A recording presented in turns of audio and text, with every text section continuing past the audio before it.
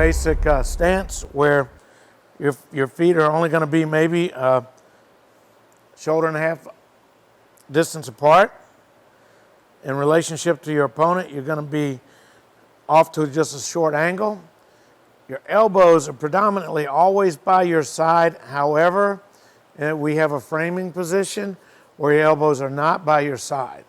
But we're going to manage the distance and the timing to a point where when we frame, we're protecting all of our vitals in the center line and the V of the jaw. So I'm protected by virtue of elbow, forearms, and what we call pendulum blocking in here. Additionally, I turn my legs almost pigeon-toed so my knees are in protecting the groin so I don't have to dip or lean forward.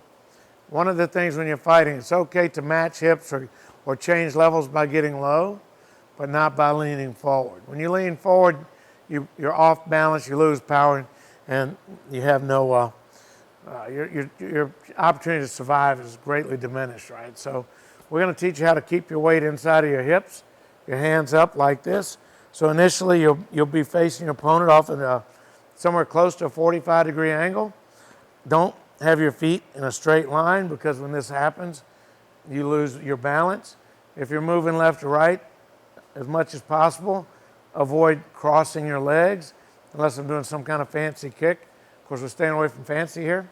And then the way that Jim West teaches weapons is with the 5 basic boxing punches, and then we build from that because there's a few other techniques that we will supplement for a hook punch or whatever. Hey, Jimbo here with another tip for you. This has to do with understanding just how far you will go to protect yourself and your loved ones. Many guys overestimate their willingness to fight back. The reality is usually much different. For example, I worked with one Special Forces soldier, a guy who saw a lot of action and endured years of bloody combat. What he said to me was this, quote, "Many men cannot fathom the idea that somebody actually wants to kill them. They just can't get their head around it. So when confronted by a real killer, a truly evil person willing and able to kill without hesitation, when that horrible reality sinks in, they often just freeze up and then die." Point is, there's a certain warrior's mindset that you must tap into when facing down a potentially deadly threat. It means you are willing to either escape and fight another day or step up and fight with deadly force, with deadly intentions, if there's no other choice. As my street fighting friend Paul Vunex once said to me, quote, "You've got to demonstrate a complete disregard for your opponent's well-being." So here's what I did. I got a few U.S. Special Forces soldiers to show you how to tap into this warrior's mindset along with some lethal hand-to-hand fight moves. Deadly moves that kill in an instant if you're ever confronted by a deadly threat. But here's the thing.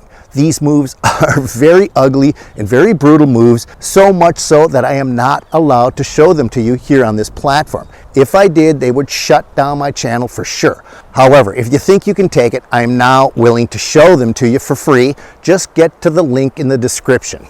This is pretty gory stuff, but when your life is on the line, you'll be damn glad you learned these simple moves. Like I said, you can see them for free through the link in the description. Okay, let's move on to your next tip. A lot of fighting systems rely on kicking and punching to stop an assailant. Unfortunately, there's a lot of people out there who can take enormous amounts of pain and serious injury and still keep coming. Trading blows with somebody in a confrontation is only going to get you hurt. Your main objective should be to take them out as quickly as possible.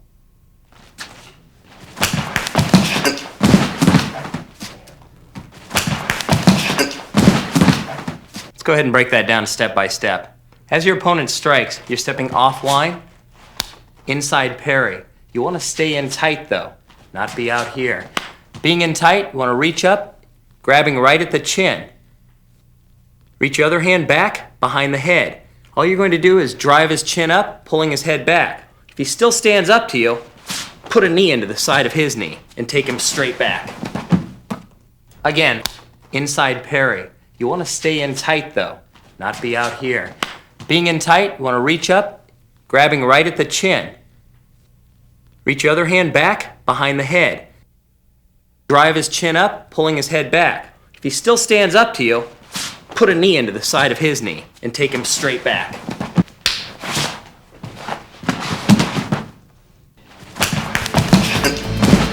Thanks for watching our video lessons here at TRS Direct. Hit the like button down below and consider subscribing to our channel here on YouTube. Hit the bell icon and we'll send you a notification when there's a new lesson available. Thanks again for watching.